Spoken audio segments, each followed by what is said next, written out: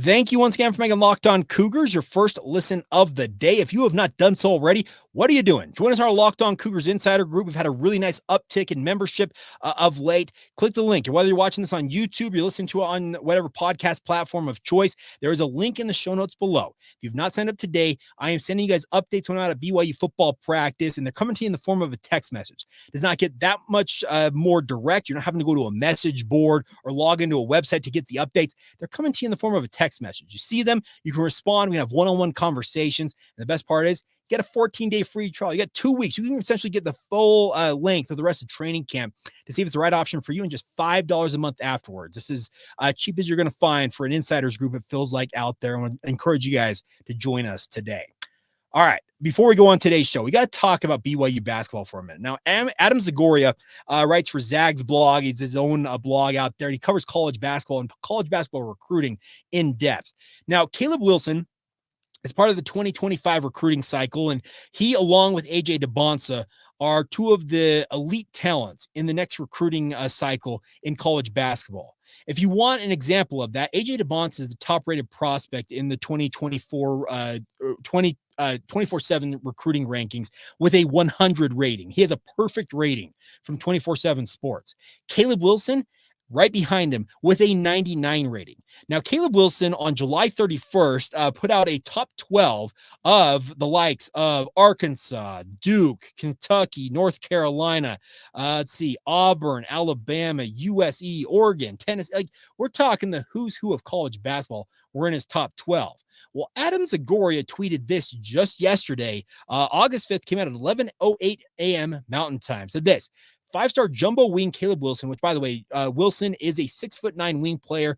Think a guy kind of in the mold of like those supersized wings like BYU has with Egor, by the way. And Egor just got a 5-star rating from 24/7 Sports with a 98 rating coming up in this 2024 recruiting cycle. It has put BYU, I believe, in the top 10 in terms of the recruiting class. Just incredible things. But Caleb Wilson's father said this, telling Adam Zagoria they had a Zoom meeting with BYU basketball, and ostensibly that would be Kevin Young and some of his assistant coach. Caleb Wilson's father said this, quote, "It was amazing," and quote, "they have definitely put themselves in the real conversation," unquote.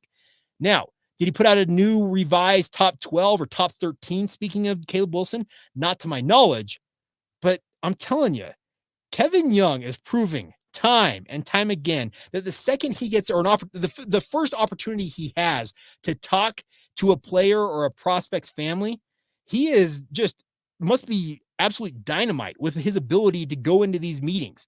I told you guys that we had Travis Hansen on shortly after Egor committed to the BYU basketball program, and he had a connection to the Demin family, having played in Russia and all that stuff. And Hansen said that he was absolutely floored and blown away with the way that Kevin Young approached things.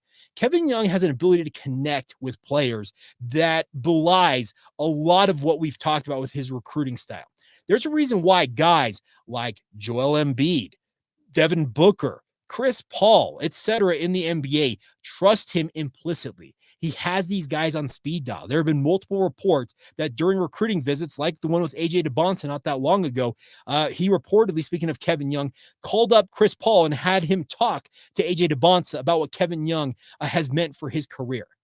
Kevin Young's ability to develop talent, A, and B, develop relationships is really, really unique. And I'm not saying that BYU is going to find themselves all of a sudden in a recruiting battle yet again with Caleb Wilson, because like I said, he announced a top 12 that didn't have BYU in it back at the end of the last month. But just a week later, quote, speaking of BYU, they have definitely put themselves in the real conversation, unquote, after a Zoom meeting. I don't want to say that Kevin Young, everything he touches turns to gold, but man, this guy, I would love to be sitting in one of these meetings, whether it's a Zoom meeting or going into a prospect's home, just to get a feel for how Kevin Young approaches this.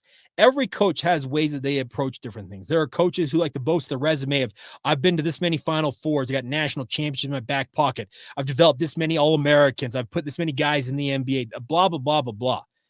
Kevin Young doesn't have any of that right now at the college basketball level. What he has is a proven track record in the NBA of being a talent developer and evaluator, and he's bringing that to the college game.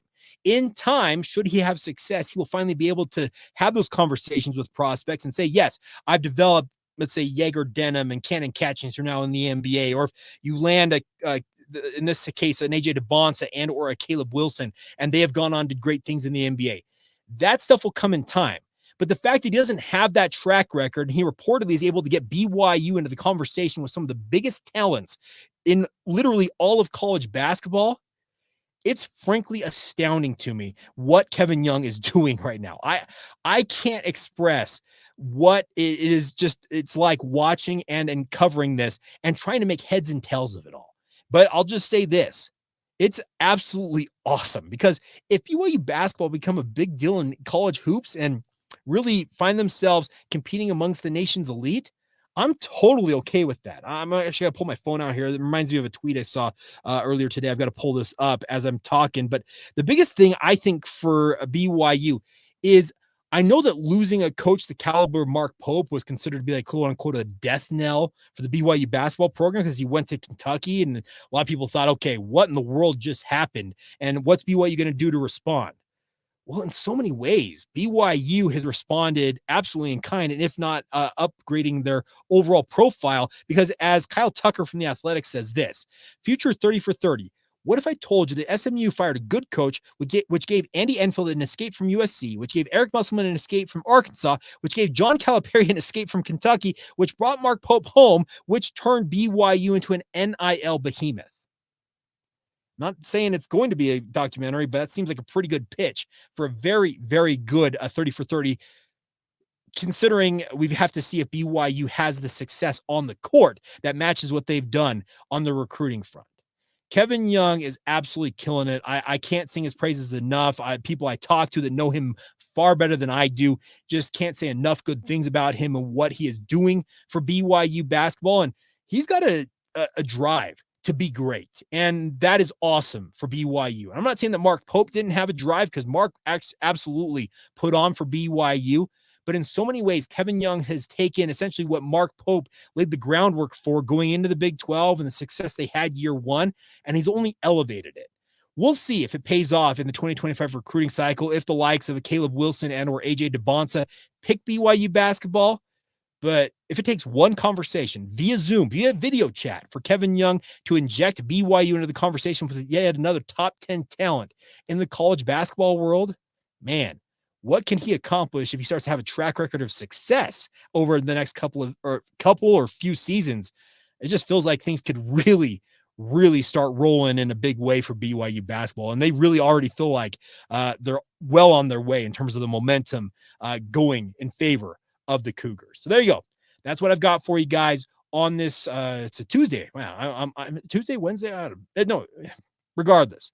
Big thank you to all of you for making Locked On Cougars your first listen of the day.